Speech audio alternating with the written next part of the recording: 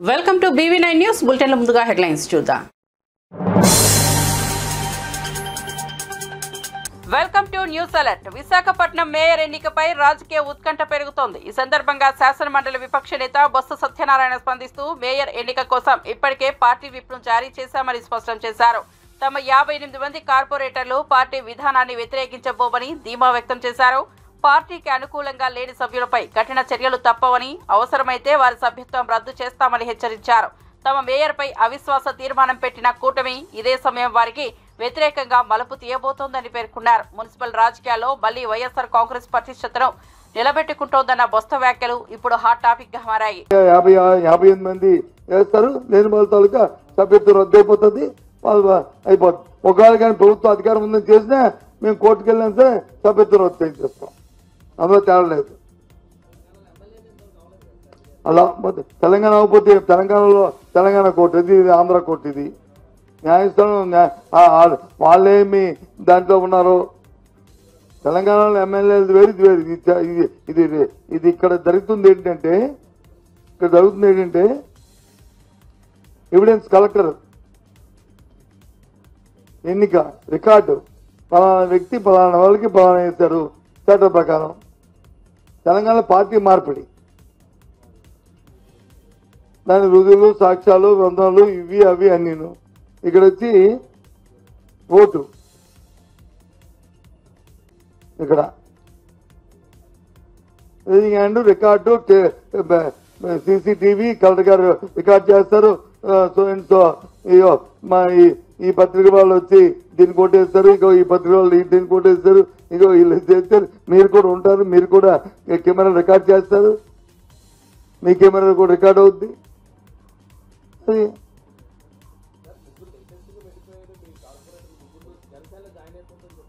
అయిపోయారు అనుకుంటాను. నేను ఫోటో చూసాను, జనసేనలో నెంబర్ 2 దగ్గర, నెంబర్ 3 దగ్గర, నెంబర్ 4 దగ్గర ఇవాళ జాయిన్ అయిన చూశాను కదా. ఇవాళ చూశాను. నెంబర్ 1 కాదు. మాకెందుకు సరిపోదు? మాకెందుకు సరిపోదు? ఇది మాకెందుకు సరిపోదు?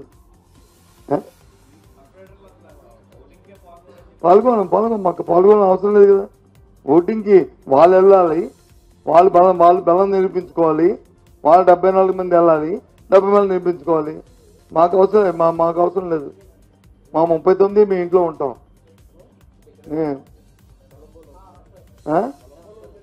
కొలంబోలో ఉంటాము, లేకపోతే మా ఇంట్లో ఉంటాము. ఎవరింట్లో వాళ్ళు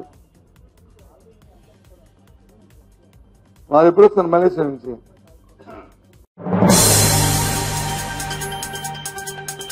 కంచెగచ్చిబౌలి భూముల కుంభకోణంపై బీఆర్ఎస్ వర్కింగ్ ప్రెసిడెంట్ కేటీఆర్ ఆగ్రహం వ్యక్తం చేశారు. ఈ భూముల విషయంలో అధికారులు బలిపశువులుగా మారడం కుదరదని హెచ్చరించారు. అసలు ఈ వ్యవహారంపై సీఎం రేవంత్ రెడ్డి ఇప్పటికీ నోరు మెదపకపోవడంపై ప్రశ్నలు లేవనెత్తారు. కేంద్ర బీజేపీ ప్రభుత్వానికి చిత్తశుద్ధి ఉంటే కేవలం మాటలకే పరిమితమవకుండా వెంటనే సిబిఐ స్థాయిలో విచారణకు ఆదేశించాలని డిమాండ్ చేశారు. భూములపై జరుగుతున్న కుంభకోణాన్ని బహిరంగం చేయాల్సిన బాధ్యత ప్రభుత్వాలదని, లేదంటే ప్రజలు తమ పోరాట బాటలోకి దిగుతామని కేటీఆర్ హెచ్చరించారు. ఈ వ్యాఖ్యలతో రాష్ట్ర రాజకీయాల్లో ఉత్కంఠ కొనసాగుతోంది. ఈ కేసులో నా మీద ఏదో అడ్డమైన ఆరోపణలు చేస్తే నేను విధానపరమైన నిర్ణయం మంత్రిగా తీసుకున్నానని చెప్పిన అధికారులను బలిపశువుని చేయలే.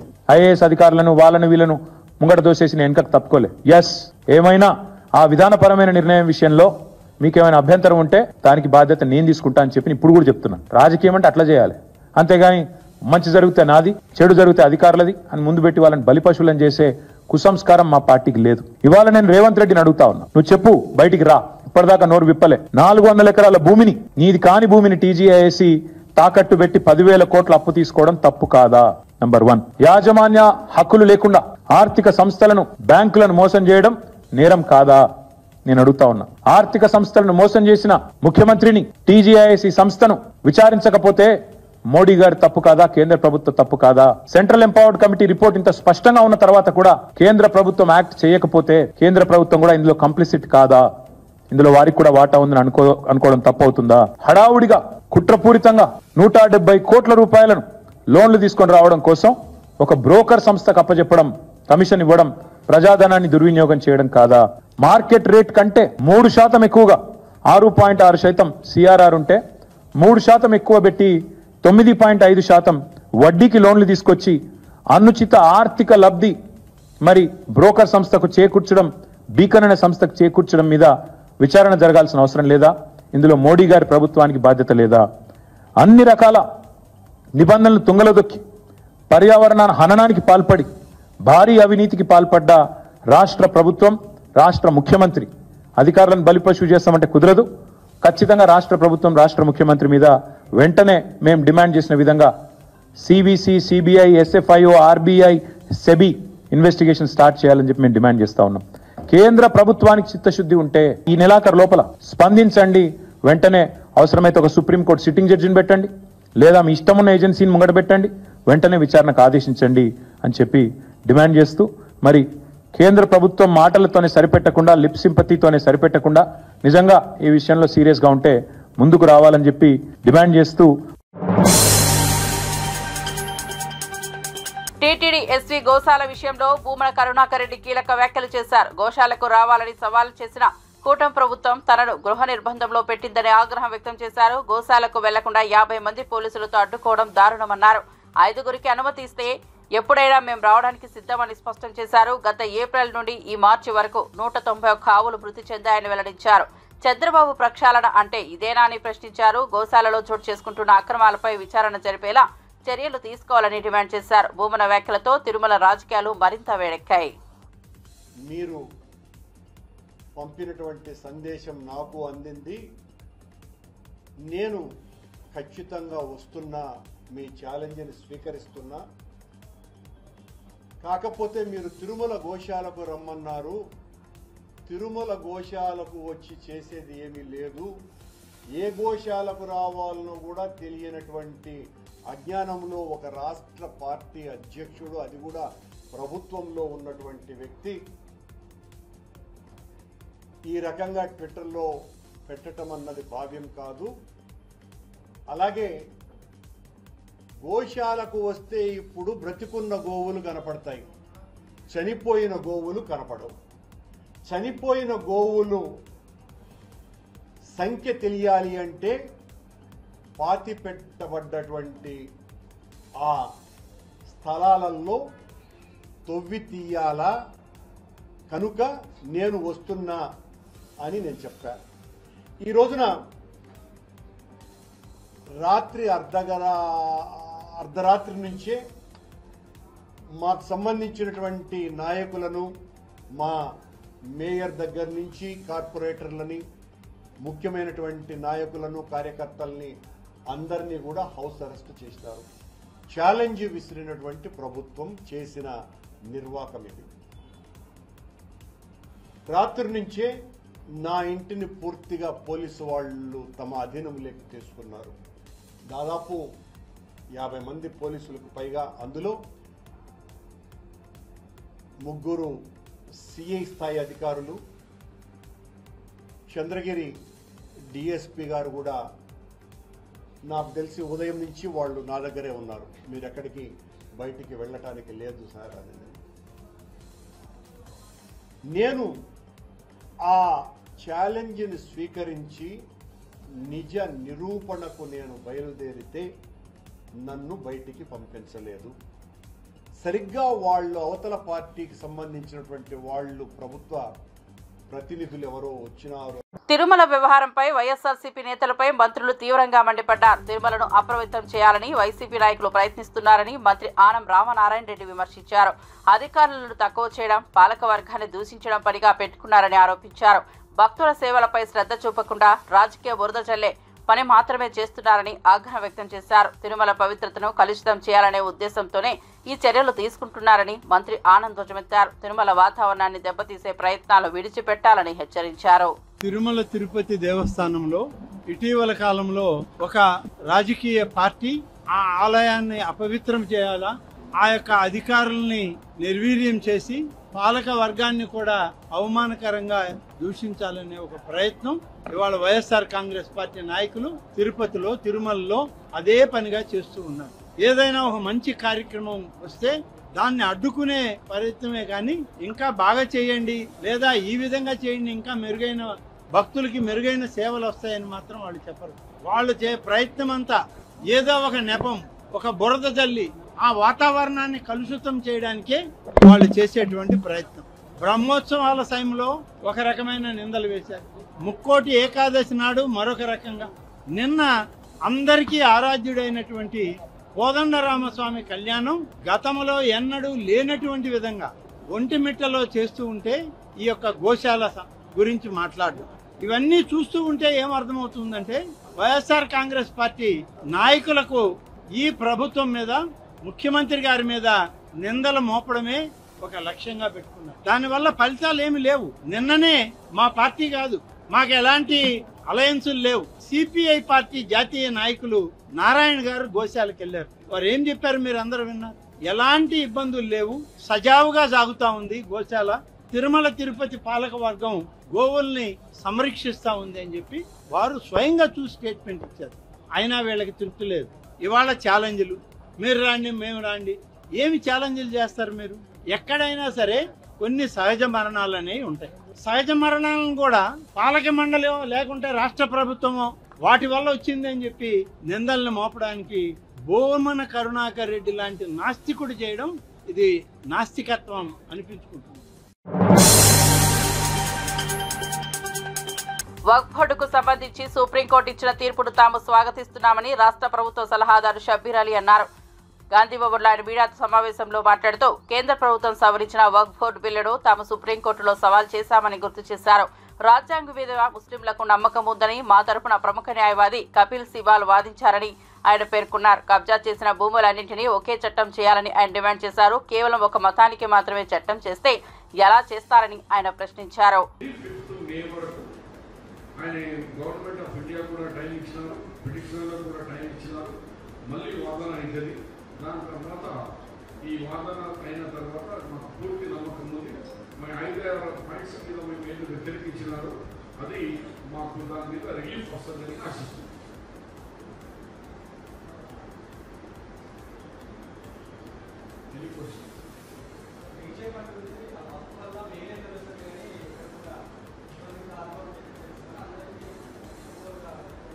మోదీ గారికి ఓన్లీ ముస్లిం మహిళలు అంటే తిరుగుదల మహిళా విరోధిగా హిందూ మహిళలు కూడా ఉన్నారు కదా, వాళ్ళకు కూడా ఆలోచన చేయ కదా. హిందూ ఎండోమెంట్ ట్రస్ట్ భూములన్నీ మన దగ్గర లక్షల ఎకరాల భూములు అయిపోయినాయి కదా, దాని గురించి కూడా ఆలోచన చేయ కదా.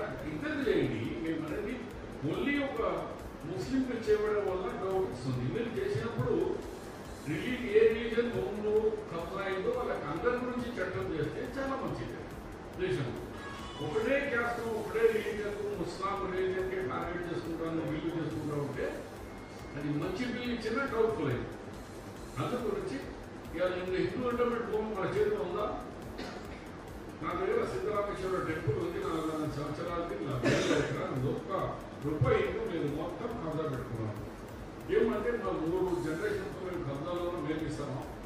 అట్లనే ఒక్కరైనా కూడా అంతే ఉంది. ఎన్నో జనరేషన్లతో కబ్జాలు ఉన్నారు. వాళ్ళేమో మేము ఈ దినాల నుంచి కబ్జాలు ఉన్నాం కదా, మా బతుకు ఎట్లా అంటారు. సమస్య వాళ్ళు పరిష్కారం చేస్తే మంచిది. ఇది గవర్నమెంట్ ఇచ్చిన భూములు కాదు, దాతలు ఇచ్చిన భూములు, డొనేట్ చేసిన బీద వాళ్ళకు వెల్ఫేర్ జరగాలని డొనేట్ చేసినారు. మోదీ ఏమంటున్నారంటే ఇది ధనవంతులు పుట్టారు, ధనవంతులు డొనేట్ చేసేసారు. బాబు ఆ డొనేట్ చేసి వాళ్ళు ఏమి రాసినారంటే దీనివల్ల బీద ముస్లిమ్స్కు వాళ్ళకు దీనివల్ల లాభం పొందాలా, వాళ్ళకు వాళ్ళ భక్తులు వెలుగు రావాలా, ఆలోచనతో డొనేట్ చేసినారు. వాళ్ళు దాని మీదే బాగుంది పంచాలు బీజేపీ వాళ్ళకు.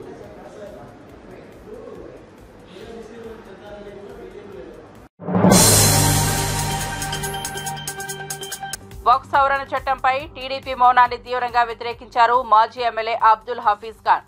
మైనార్టీలు తీవ్ర సంక్షోభంలో ఉన్న టీడీపీ మాత్రం స్వార్థ రాజకీయాలు చేస్తోందని ఆరోపించారు.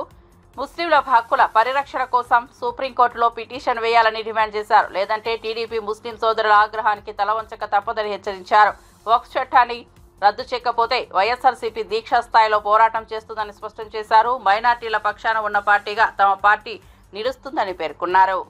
ఈ కష్టమైన సమయంలో, ఈ ఇబ్బందికరమైన సమయంలో, సైకలాజికల్గా మేము ఎంతో నిరాశలో ఉన్న సమయంలో తెలుగుదేశం పార్టీ మాత్రం వాళ్ళ స్వార్థ రాజకీయాలు చూసుకొని మమ్మల్ని నమ్మించి మా ఓట్ల ద్వారా ఈరోజు ప్రభుత్వాన్ని స్థాపించుకొని ఈరోజు తడిగుడ్డతో మా గొంతు కోసే పని చేసినారు.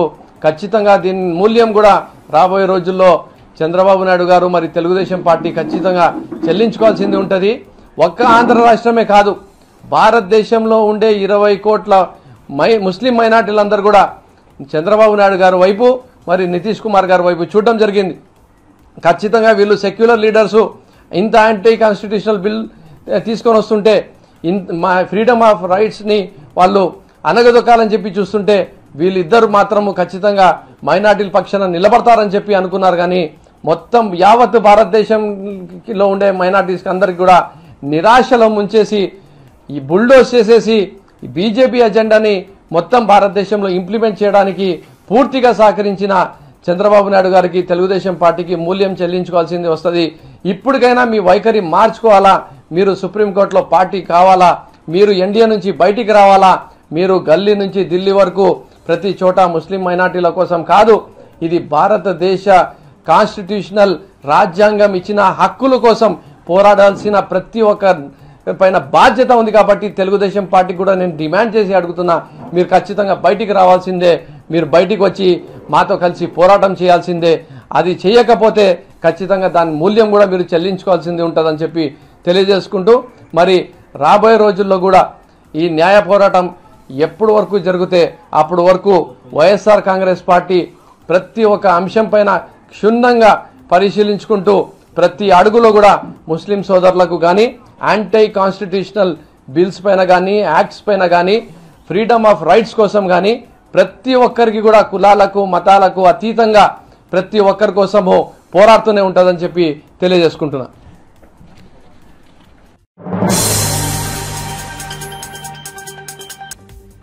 బీఆర్ఎస్ నాయకులకు కోర్టు అన్న లెక్కలేదంటూ టీపీసీసీ అధ్యక్షుడు బొమ్మ మహేష్ కుమార్ గౌడ్ తీవ్రంగా విరుచుకుపడ్డారు. ప్రజల నైతికతను తుంగలో తొక్కుతూ న్యాయ వ్యవస్థను అవమానించడమే వారి లక్ష్యమైపోయిందని ధ్వజమెత్తారు. న్యాయస్థానాలు ఇచ్చిన తీర్పును నిర్లక్ష్యంగా త్రోసిపుచ్చే ధోరణితో బీఆర్ఎస్ నేతలు వ్యవహరిస్తున్నారని మండిపడ్డారు. ప్రజల మనోభావాలను అపహాస్యం చేయడం ద్వారా బీఆర్ఎస్ నిజమైన రంగు బయటపడిందని ఆయన తీవ్ర వ్యాఖ్యలు చేశారు.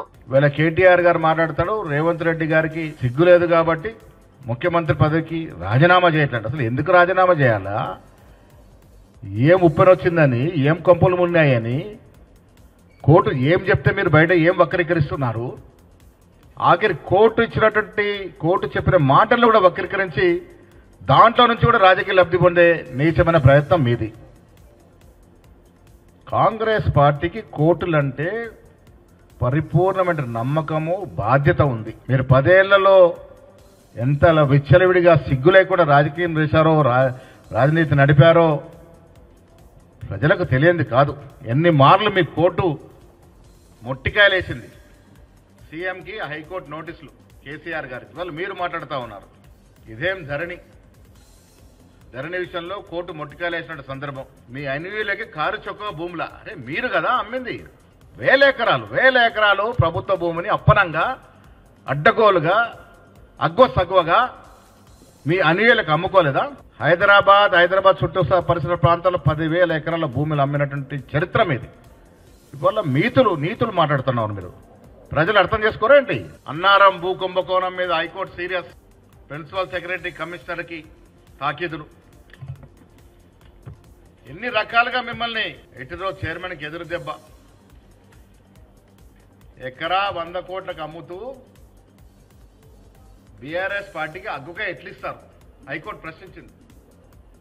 100 కోట్ల ఎకరం పలికే భూములు కారు చౌక 10 లక్షలకు 20 కోకాపేటలో 11 ఎకరాల భూకేటాంపై అగ్రం. 100 కోట్లు పలికే భూమి 30 లక్షలు 40 లక్షలు అప్పనంగా అమ్ముకున్నారు.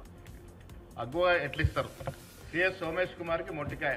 ఈ బంట్రోతు ఆయన గారు ఒక సిఎస్ లాగా కాకుండా ఈ కేసీఆర్కి ఆ డోర్ దగ్గర ఉండే బంట్రోతులాగా సిగ్గు లేకుండా పనిచేసినటువంటి అతి హీనమైన సిఎస్, చీఫ్ సెక్రటరీల పదవికి మచ్చ తెచ్చినటువంటి మహానుభావుడు అతి నీచమైనటువంటి కార్యక్రమాలు లోపడి కోర్టుతో ఎన్నోసార్లు మొట్టికాయలు తిని కేసీఆర్ కాళ్ళ పట్టుకొని బంట్రోతులాగా బతికినటువంటి మనిషి. ఆయన గురించి కోర్టు అటవీ పర్యావరణ దేవాదాయ శాఖ మంత్రి కొండా సురేఖ బీజేపీపై తీవ్ర వ్యాఖ్యలు చేశారు. బీజేపీ చేసిన తప్పులను కప్పిపుచ్చుకోవడానికి కాంగ్రెస్ పార్టీపై తప్పుడు ఆరోపణలు చేస్తోందని ఆమె మండిపడ్డారు. తమ పరిపాలన వైఫల్యాలను ప్రజల దృష్టికి రాకుండా చేయడానికి రాజకీయ కుట్రలు చేస్తున్నారని దుయ్యబట్టారు. దేశాన్ని అనిశ్చితి వైపు నడిపిస్తున్న బీజేపీ పాలనపై దేశ ప్రజలు శంకిస్తున్నారని వ్యాఖ్యానించారు. రాష్ట్రానికి దేశానికి అభివృద్ధి అవసరమైతే ప్రజలు బీజేపీ మోసపూరిత నీతిని తిరస్కరించి కాంగ్రెస్ పార్టీకి మద్దతు ఇవ్వాల్సిన అవసరం ఉందని ఆమె పిలుపునిచ్చారు. రాహుల్ గాంధీ గారు కూడా మరి అధికారంలో ఉన్నా కూడా కనీసం ఒక మంత్రి పదవి కూడా తీసుకోకుండా మరి ప్రజల కోసం పనిచేసినటువంటి వ్యక్తి ఈ రోజు కాశీ నుండి కన్యాకుమారి వరకు కూడా నడిచి మరి ఆ యొక్క భారత్ జోడో యాత్రలో ప్రజల సమస్యలను తెలుసుకొని ఈ రోజు మరి మోడీ ప్రభుత్వాన్ని వాటి గురించి ప్రశ్నిస్తా ఉంటే ఈరోజు పట్టుకోలేనటువంటి పరిస్థితుల్లో మోడీ ఉన్నాడు. మోడీ తప్పులను ఎత్తి చూపితే ఆయన ఏదో ఒక అస్త్రం ప్రయోగించి కాంగ్రెస్ భయపెట్టాలనో లేకపోతే రాహుల్ గాంధీ గారిని వెనకడుగు వేయించాలనో అటువంటి ప్రయత్నం చేస్తా ఉంటే ఒక్కటి గుర్తుపెట్టుకోండి, బంతిని ఎంత గట్టిగా వేరే కోసుకొడితే అంతకు రెండింతలు పైకి లేస్తుంది. మీరు ఎంత ఒత్తిడి కాంగ్రెస్ పార్టీ మీద చేస్తే కాంగ్రెస్ పార్టీ అంత రెట్టింపు మరి ఒక పట్టుదలతోటి కృషితోటి పనిచేసి మరి మీ ప్రభుత్వాన్ని పడగొట్టడానికి మరి ముందుకెళ్తుందనే విషయాన్ని గుర్తించాలని తెలియజేస్తా ఉన్నాను.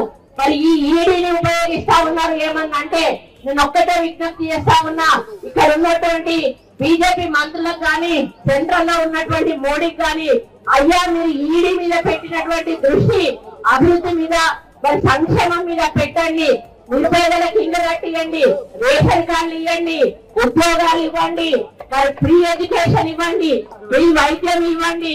ఇక్కడ ఉన్నారు మీడియా మిత్రులకు అట్లాంటి వాళ్ళకు స్థలాలు ఇవ్వండి, ఇల్లు ఇవ్వండి, వాళ్ళ పిల్లలకు కూడా మరి మంచి చదువునివ్వండి. ఇటువంటి సంక్షేమ కార్యక్రమాలు మరి అభివృద్ధి కార్యక్రమాలు చేయండి. మీరు మూడవసారి ఎన్నుకోబడ్డారు. తెలంగాణ రాష్ట్రానికి మీరు ఒరగబెట్టింది ఏంటి అని అడుగుతా ఉన్నాను. ఇక్కడ ఉన్న ఇద్దరు మంత్రులు కనపడరు, వినపడరు, ఒక రూపాయి తెచ్చేది లేదు, పెట్టేది లేదు. నేషనల్ హెరాల్డ్ కేసుపై కాంగ్రెస్ పార్టీ చేస్తున్న నిరసనలపై బీజేపీ నేత మాజీ ఎమ్మెల్సీ నారపరాజు రామచంద్రరావు తీవ్రంగా స్పందించారు. టీవీ ఛానళ్లలో పాకిస్తాన్ జిందాబాద్ అంటూ మాట్లాడిన వారే ప్రధాని మోదీ అమిత్ షాలపై విమర్శలు చేయడం దుర్మార్గమన్నారు.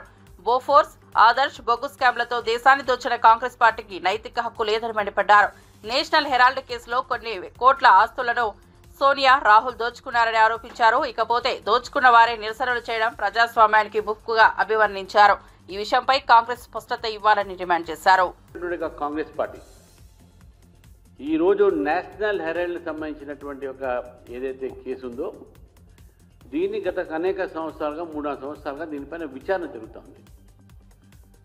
90 కోట్లది ఉన్నటువంటి ఒక షేర్లు కేవలం 50 లక్షలకే వాళ్ళు కొని నేషనల్ హెరాల్డ్కు సంబంధించినటువంటి ఒక పాట్నాలో, లక్నోలో, ఢిల్లీలో, బాంబేలో ఉన్నటువంటి ఒక ఏదైతే ప్రాపర్టీస్ ఉన్నాయో కొన్ని వేల కోట్ల రూపాయల ప్రాపర్టీస్ ఇవన్నీ కూడా ఉత్త పుణ్యానికి కాంగ్రెస్ పార్టీలో ఉన్నటువంటిగా ఈ కుటుంబం అవుతుందో సోనియా గాంధీ గారు కానీ రాహుల్ గాంధీ గారు దాన్ని మొత్తం మింగేసినటువంటి పరిస్థితి మనం చూస్తున్నాం.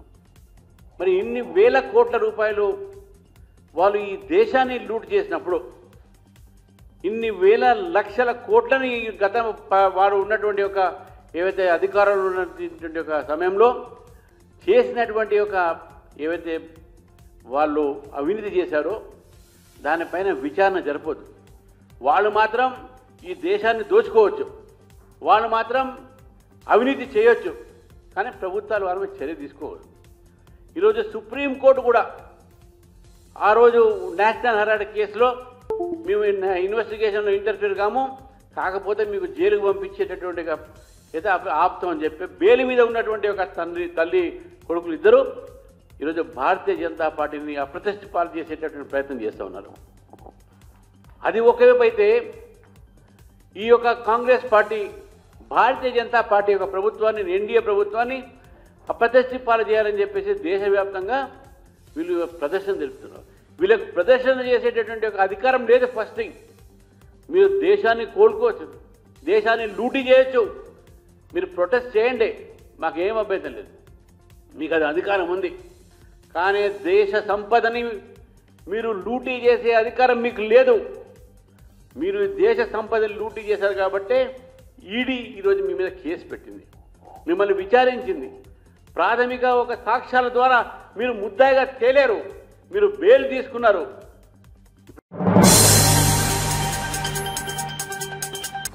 టీడీపీ ప్రభుత్వం ఏర్పడిన తర్వాత రాష్ట్రంలో హౌస్ అరెస్టుల దురాచారానికి తెరపడిందని హోంమంత్రి వంగల్పూడి అనిత స్పష్టం చేశారు. ప్రజాస్వామ్య పరిరక్షణకే తమ ప్రభుత్వ ధ్యేయమని, అభిప్రాయ స్వేచ్ఛను గౌరవించే పాలన కొనసాగుతుందని చెప్పారు. మా హయాంలో ఎవరి ఇంటిపైన హౌస్ అరెస్టు వేశారని ఒక్క ఉదాహరణ చూపించగలరా అంటూ ప్రత్యక్ష సవాల్ విసిరారు. గత ప్రభుత్వ హయాంలో అకారణంగా రాజకీయ నేతలపై, సామాన్యులపై హౌస్ అరెస్టులు పెట్టిన దుర్మార్గాన్ని ఆమె గుర్తు చేశారు.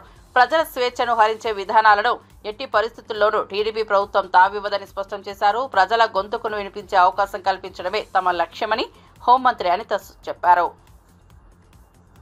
కొట్టాలేవు, ఏమీ లేవు, సజావుగా ప్రజాస్వామ్యబద్ధంగా ఎన్డీఏ గవర్నమెంట్ పరిపాలన సాగుతుంది. మీరే చెప్పారు, డ్రామాలు ఆడుకుంటాం సార్, ప్రజలకు కూడా తెలుసు. ఈ రోజు ముస్లిం మైనార్టీల తాలూకా అభివృద్ధి, వాళ్ళ సంక్షేమ ధ్యేయంగా ఈ రోజు ఎన్డీఏ గవర్నమెంట్ పనిచేస్తుంది.